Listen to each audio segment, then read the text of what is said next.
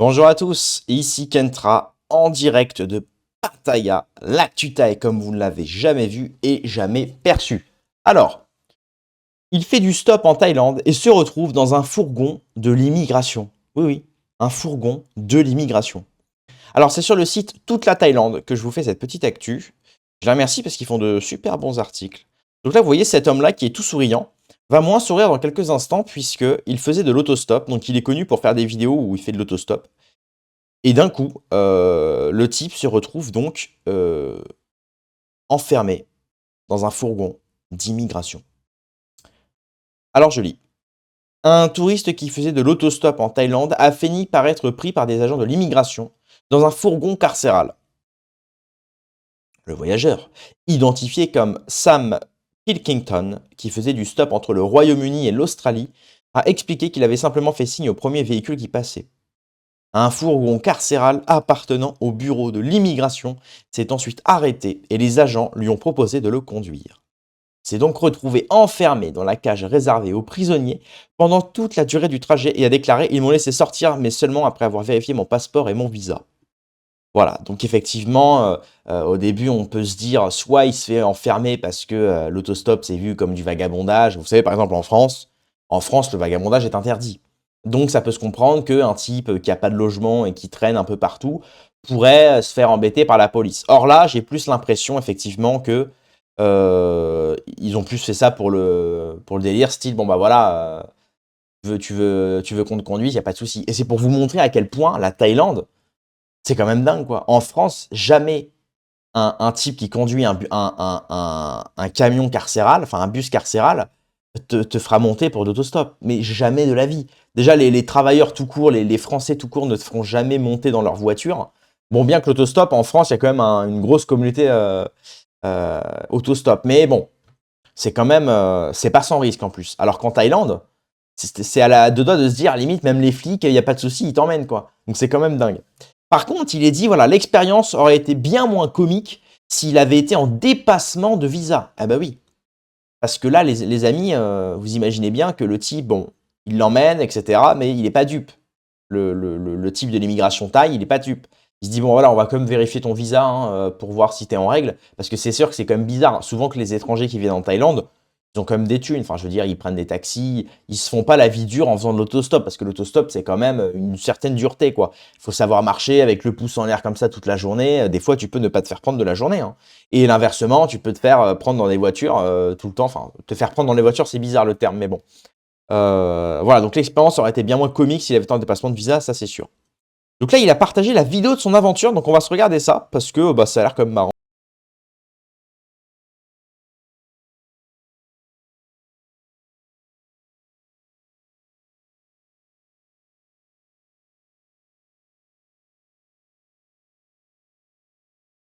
Voilà, donc effectivement, on voit bien, là il met bien en description, They did let me out, but only after checking my passport and visa. C'est sûr. La vidéo capture le moment où il réalise dans quel type de véhicule il s'est retrouvé, ce qui rend l'expérience hilarante et embarrassante, mais sûre. Malgré la tension initiale, la rencontre s'est terminée sur une note positive. Comme il n'y avait pas d'autres passagers à bord, Sam a plaisanté en disant qu'il bénéficiait d'un traitement VIP, les agents ayant verrouillé les portes pour une sécurité maximale.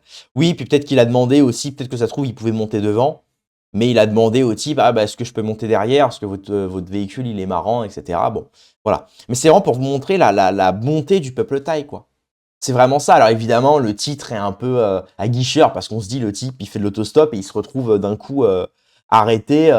Pour quelle raison, truc. Bien que si son visa avait été, s'il était en overstay, bon bah il l'aurait vraiment emmené certainement au poste de police, hein. Ils sont gentils les Thaïs, mais bon voilà, ils font leur boulot quand même, hein, c'est normal, hein. Voilà, il a ajouté plus tard que les Thaïlandais sont toujours gentils, et même les agents de l'immigration. Et ça, c'est vrai, ça, c'est vrai. Même moi qui ai été un petit peu embêté par l'immigration à un moment, alors que j'étais complètement dans les règles, bon, effectivement, ils m'ont emmené dans le bureau de douane quand je revenais d'un pays, etc., assez strict. Mais globalement, ils te sourient, ils rigolent. Enfin, voilà, ils sont pas. C'est pas comme en France où le côté très fonctionnaire, très. Tu sais, ils vont te faire chier. Ça me fait penser aux mecs, tu sais, en campagne qui roulent en moto, c'est leur petite moto 50, ils roulent en chemin de campagne, ils se font arrêter par les flics, quoi. C'est-à-dire, le mec, il passe sa journée dans les champs de campagne, il fait du mal à personne, et le type se fait arrêter, quoi. Enfin, je veux dire, c'est vraiment... Tu n'auras jamais ça en Thaïlande, hein. Ici, tu peux rouler sans casque, avec une moto, une R6, tu sais, qui va à 200. Tu te feras jamais arrêter. T'as pas de gants, t'as pas de casque, t'as rien. Alors évidemment, c'est un pays, en fait, ça c'est bien, c'est que la Thaïlande, c'est un pays qui te responsabilise. C'est-à-dire, si tu as un accident, si t'as pas d'assurance, tu vas payer 50 000 euros, parce que les lits d'hôpitaux, c'est pas gratuit. Si t'as pas de casque et que tu te fais arrêter, tu vas prendre une amende. Si tu as un accident, bon, bah, tu vas avoir des dégâts. Voilà, c'est toi, en fait, tu es responsable. L'État ne va jamais intervenir pour te dire fais ça, fais ça, fais ça, fais ça ou quoi. Non, ils vont te dire il y a des règles, c'est à toi de les suivre ou non. En fait, ils partent du principe que tu es autonome. Tu es autonome. Et ça, c'est bien. C'est pour ça que j'aime beaucoup ce pays-là, parce que ce pays-là, si vous êtes jeune comme moi, par exemple, vraiment, passer 3 mois, 6 mois là-bas, ça va vous rendre autonome et responsable. Ça va vraiment vous faire comprendre que vous pouvez, enfin, vous devez même, en fait, vous êtes vous et vous seul, quoi.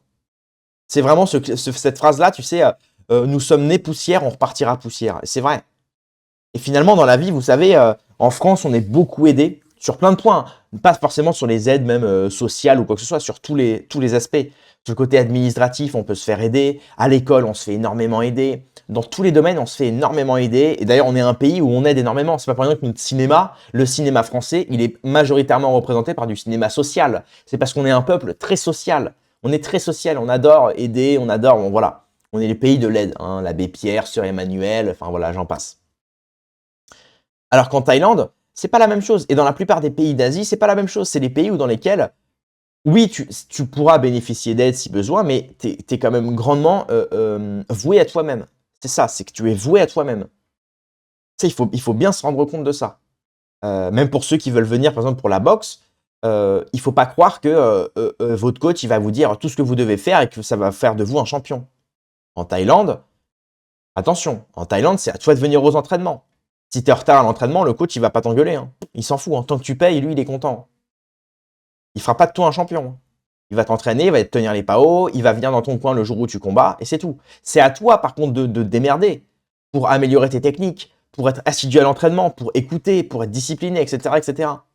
Et c'est pareil dans tous les domaines. Si tu veux ouvrir un business, un bar, si tu veux ouvrir un resto, si tu veux ouvrir quoi que ce soit, si tu veux même t'alléger fiscalement en partant en Thaïlande, ça va être à toi de le faire de A à Z. Ça va être à toi de t'entourer des bonnes personnes. Ça va être à toi de monter ton business. Ça va être à toi d'être carré dans ce qu'il faut, de montrer aussi un certain tempérament. Mais aussi de l'autre côté, si tu bosses avec des Thaïs, d'être relax. Parce qu'on sait, les Thaïs, ils ont beaucoup d'ego. Ils aiment pas perdre la face. Donc c'est sûr que si tu les engueules un peu, ils vont te tourner le dos, ils vont partir.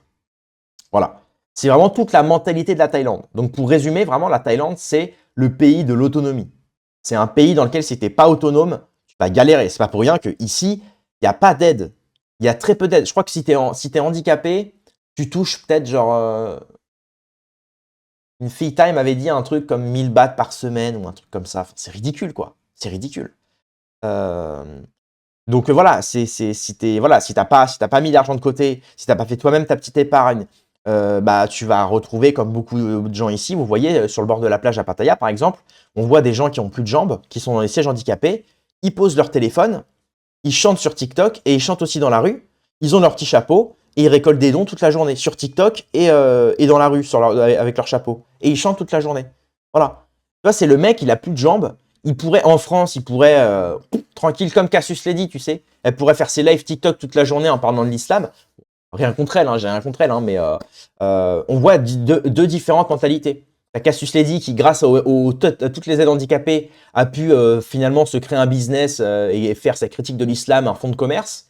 Et de l'autre côté, t'as le Thaï, tu vois, qui a dû se démerder, tu vois, qui doit vendre des chips avec son siège roulant, il vend des chips toute la journée, parce qu'il n'a pas d'aide. Il n'a pas d'aide, donc il doit se démerder tout seul. Il doit se lever le matin, sans ses jambes, se mettre dans son siège, s'habiller, trouver quelque chose à vendre et le vendre aux gens.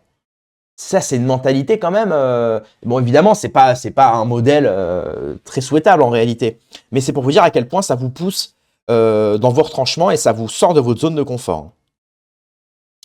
Donc voilà, le simple fait de me prendre en voiture me suffit. Je trouverais moi-même un hébergement, a-t-il plaisanté en se moquant de son aventure spontanée. La vidéo est devenue virale. Depuis la publication, est devenue virale, suscitant les rires et les commentaires. Si certains ont salué l'attitude décontractée du touriste, d'autres ont plaisanté en disant que c'était le genre d'accueil thaïlandais que seul un autostoppeur pouvait rencontrer. Un utilisateur TikTok a écrit: si les documents avaient été incomplets, la destination aurait changé. Bah oui, bah c'est normal, hein. Les mecs ils font leur boulot aussi, hein. C'est pas parce que la Thaïlande, c'est des gens gentils, faut pas non plus. C'est pareil, hein. Oui, la Thaïlande, c'est le pays du sourire. Oui, la Thaïlande, c'est des gens très gentils. Même la police, même l'immigration, même ce que tu veux. Mais attention, c'est si t'es dans les règles et que tu payes. Hein, le slogan de la Thaïlande, c'est You have money, you stay. You don't have money, you go. Voilà, si t'as de l'argent, tu restes. Si t'as pas d'argent, tu pars. Si t'as pas d'argent et que tu rapportes rien à la Thaïlande, le sourire, je peux te garantir qu'il va vite disparaître, hein. Et ils vont te renvoyer à la frontière. Ah non, vraiment. Les escapades en autostop de cet homme semblent faire partie d'une série documentant ses voyages à travers la Thaïlande. Voilà, l'autostop n'est pas une pratique courante en Thaïlande, les bus sont très bon marché et constituent l'option la plus courante. Oui, c'est ça, c'est pour ça aussi. Et d'ailleurs, ça vient comprendre sociologiquement pourquoi il y a l'autostop en France. Parce que les transports en commun sont trop chers, parce que la voiture, c'est un luxe. Pareil pour le scooter, il y a tellement de règles pour les scooters et les motos que les gens se baladent pas tant que ça en moto et en scooter, donc les gens font de l'autostop. C'est pareil, c'est trop sympa. Alors que là, tu vois, en Thaïlande, bah, comme tout est bon marché, les gens n'ont pas besoin de faire de l'autostop. C'est vraiment marrant. Alors des plus, si vous faites le signe avec le pouce en l'air, peu de gens vont comprendre. Dans de nombreux pays d'Asie, pour arrêter un véhicule, il faut tendre le bras vers le haut et bouger la main de haut en bas. Bah, faut faire le salut romain, quoi. Globalement, faut faire le. Je vais pas le faire, mais voilà. Dans le même ordre d'idée, un touriste français qui comptait se rendre dans le sud de la Thaïlande sur l'île de Koh Tao en autostop s'est retrouvé dans le nord du pays à Doi Tao, à Chiang Mai, en raison d'une confusion dans les indications. Ah ouais, il s'est retrouvé à 900 km de son objectif. Ah mince. Toujours déterminé à rejoindre Koh Tao, il a commencé à faire du stop vers le sud et a réussi à trouver un chauffeur de camion transportant des choux qui se rendait dans le centre de la Thaïlande. Trop marrant. Voilà, voilà. Donc sa vidéo est devenue virale par la bonté en fait des agents de l'immigration, quoi. Bref, c'est tout pour cette vidéo. Merci infiniment de l'avoir regardé. Abonnez-vous, mettez un petit pouce si vous aimez l'actualité Thaï. C'était Kentra en direct de Pattaya, l'actu Thaï comme vous ne l'avez jamais vu et jamais perçu.